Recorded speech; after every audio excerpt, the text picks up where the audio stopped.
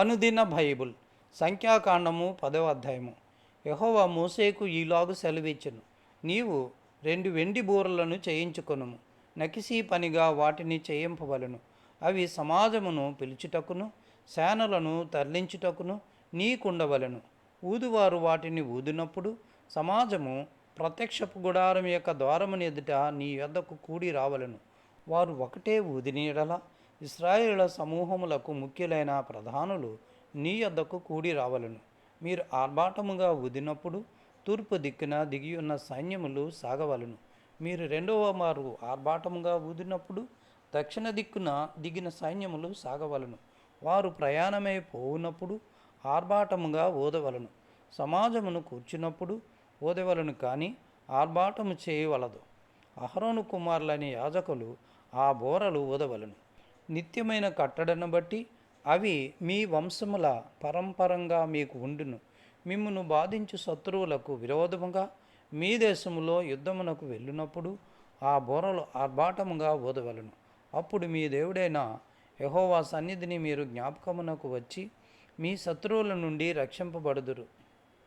మరియు ఉత్సవ దినములందును నియమక కాలములయందును నెలల ఆరంభములయందును మీరు దహన బలులను కానీ సమాధాన బలులు కానీ అర్పించినప్పుడు ఆ బూరలు ఊదవలను. అప్పుడు అవి మీ దేవుని సన్నిధిని మీకు జ్ఞాపకార్థంగా ఉండును. మీ దేవుడైన యెహోవాను నేనే. 2వ సంవత్సరము 2వ నెల 20వ తేదీన మేఘము సాక్ష్యపు మందిరం మీద నుండి పైకెత్తబడిన కనుక ఇశ్రాయేలీలు సీనాయి అరణ్యములో నుండి ప్రయాణములు చేయసాగిరి. తరువాత ఆ మేఘము షారాను అరణ్యములో నిలిచెను. యెహోవా మోషే చేత పలికించిన మాటను బట్టి వారు మొదట ప్రయాణము చేసిరి. యూదీయుల పాలెపు ధ్వజము వారి సేనల చొప్పున ముందర సాగెను. అమీనాదాబు కుమారుడైన నయస్యోను ఆ సైన్యమునకు అధిపతి.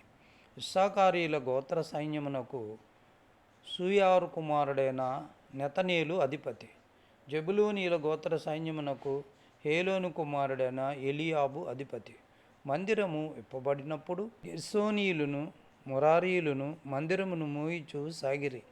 రూబేనీయుల పాలెము ధ్వజము వారి సేనల చొప్పున సాగెను. ఆ సైన్యమునకు షెదేయూరు కుమారుడైన ఎలీసూరు అధిపతి. సిమియోనీయుల గోత్ర సైన్యమునకు సురీషదాయి కుమారుడైన షెలూమియేలు అధిపతి. గాదీయుల గోత్ర సైన్యమునకు దెయువేలు కుమారుడైన ఎలియాషాపు అధిపతి. కహాతీయులు పరిశుద్ధమైన వాటిని మోయిచూ సాగిరి. అందరూ వచ్చులోగా వారి మందిరమును నిలవబెట్టిరి. ఎఫ్రాయిమీయుల పాలెపు ధ్వజము వారి సేనల చొప్పున సాగెను. ఆ సైన్యమునకు అమీహుదు కుమారుడైన ఎలీషామా అధిపతి. పెదాషూరు కుమారుడైన గమలీయేలు మనష్షీయుల గోత్ర సైన్యమునకు అధిపతి. గిద్యోనీ కుమారుడైన అబీదాను బెన్యామీనీయుల గోత్ర సైన్యమునకు అధిపతి. దానియేల పాలెపు ధ్వజము సాగెను. అది పాలెములన్నిటిలో వెనుక నుండెను.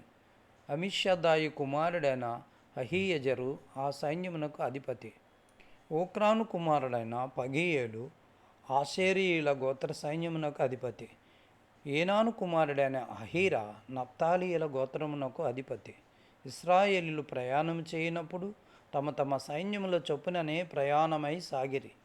మోషే మామయ్యగు మిద్యానీయుడైన రెబూయేలు కుమారుడగు హోబాబుతో మోషే, యెహోవా మాకిచ్చేదనని చెప్పిన స్థలమునకు మేము ప్రయాణమై పోవచ్చున్నాము. మాతో కూడా రమ్ము, మేము మీకు మేలు చేసేదము. యెహోవా ఇశ్రాయేలీయులకు తాను చేయబో మేలును గూర్చి వాగ్దానము చేసిననగా అందుకతడు నేను రాను, నా దేశమునకును నా వంశస్థుల యొద్దకును వెళ్ళుదునెను.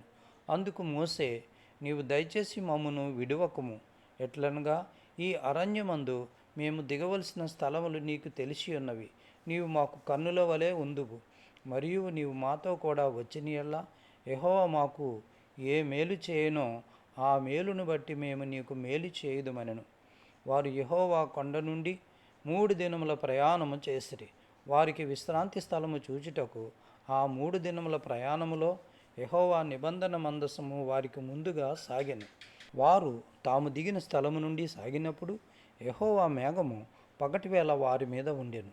ఆ మందసము సాగినప్పుడు మోషే, యెహోవా లెమ్ము, నీ శత్రువులు చెదరిపోవుదురుగాక, నిన్ను ద్వేషించు వారిని ఎదుటి నుండి పారిపోవుదురుగాక అనెను.